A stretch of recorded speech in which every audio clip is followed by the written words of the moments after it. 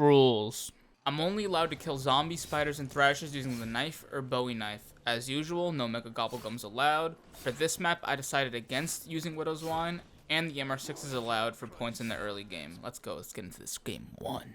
Game 1 went fine until I realized that I couldn't do one of my challenges because it required me to get headshots. Alright, cool. No, I can't do headshots actually. After restarting the game until I had challenges that were actually possible, I started to open up the map and do the first 2 skull rituals. I spent round 4 saving up for the bowie knife and opening the bunker. I knew I wanted to get the bowie knife before I opened up the bunker because it would make killing the giant herpes man a lot easier. And the answer is yes. You can knife a thrasher to death. I'm blessed to be alive right now. I didn't have enough points to open the door to power, so I had to end the round.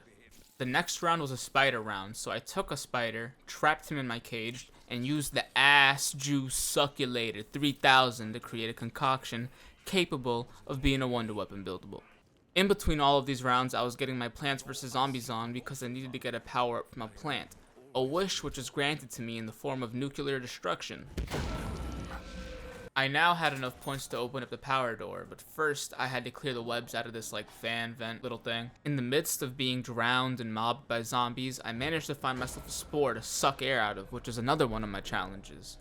Once the zombies are satisfied with me, I picked up the Pack-a-Punch piece and went on about my day. Except I didn't. If I gift 10 subs, we play it. If you really... Oh shit. Oh fuck. Oh, where the fuck did all these guys come from? Yo, why is the whole lobby on me? What the fuck? What the fuck was that?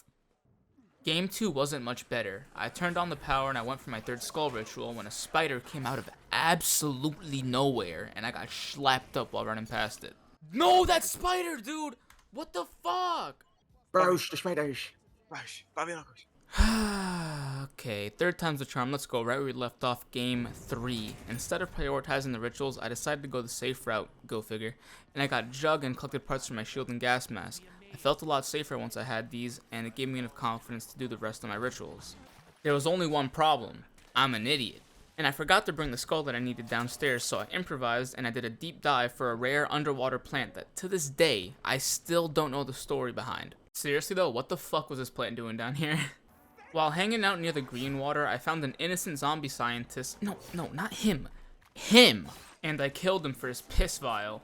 Now that I had all the bootleg Swicklefire parts, I can build the KT4. While I was down here, I finished my last skull ritual and I was able to do the Keeper ritual to finally get my skull of Non-Sapwe. Getting the skull is what I like to believe is the first real step of the Easter egg. After all, you need the skull's mesmerize ability to uncover the blueprints to the elevator, open the secret door to the elevator maintenance, and open the secret plant spot that we'll use later on in the Easter egg. The entire Easter egg revolves around getting this broken piece of shit elevator to work. So once I was done using my skull, I used my anywhere but here to get the first cog, gear, whatever the fuck you want to call it. And once I grabbed that, I went for the rainbow water. By the way, if you don't know this already, wait for the glowing 115 rock after the second set of blue lights and interact with it as soon as you pass it. You're getting it 9 times out of 10 first try. I planted a plant in the secret spot and watered it with rainbow water. There was nothing really else I can do this round, so I ended it and I went to go water my plant again. Lucky for me, it was a spider round and I can burn through this really quick and continue my gardening simulator for the 3rd time next round. Getting out of here would be much harder this time though. It was round 10, which meant that my bowie knife was now a 2-hit as opposed to 1. On top of that, I had an entire fucking army of zombies blocking every escape possible.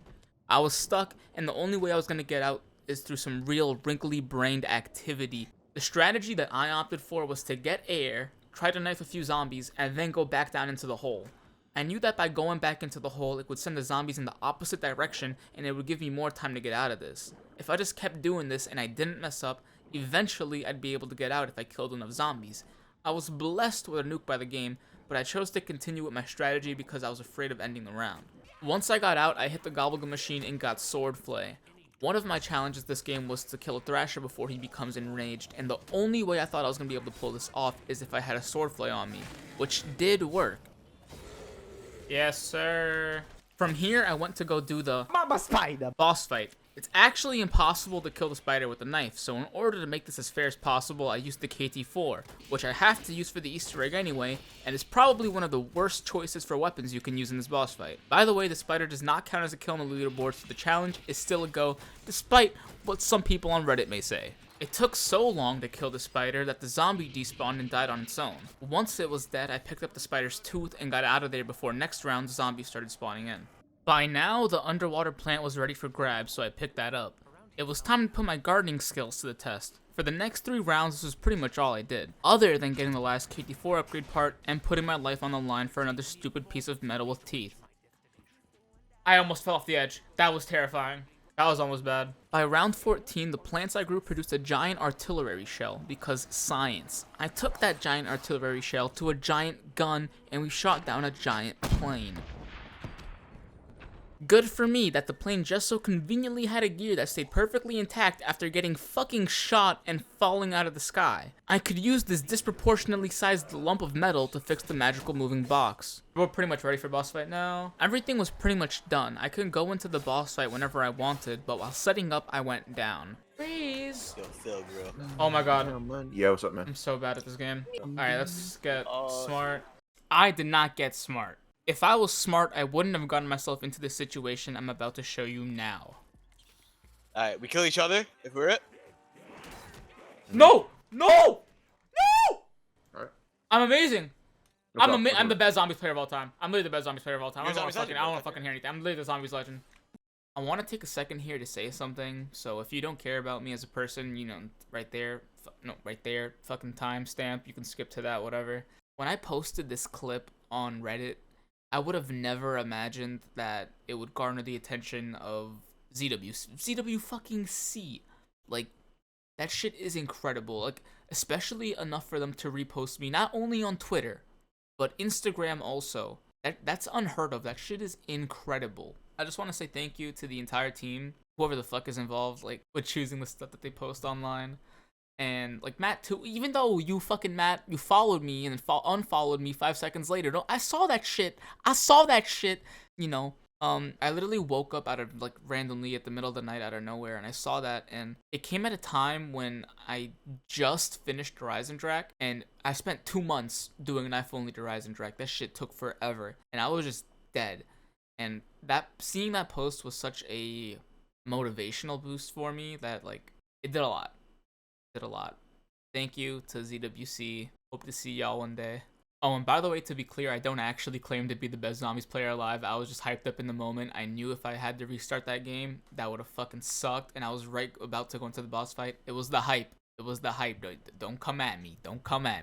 Once I had gotten all my perks back, I picked up a new shield, took the elevator downstairs, and I started up the boss fight. I'm fucking more than ready for this boss fight. I'm, like, not even concerned. Hold on, let me turn the music up a little bit. I probably should have been concerned, because even though the Zetsubou boss fight is really simple and you can go through the entire boss fight without ever needing to kill a single enemy, and all you really gotta do is, like, run around until Takeo spores are exposed and shoot them one by one, and that went pretty good for me until this.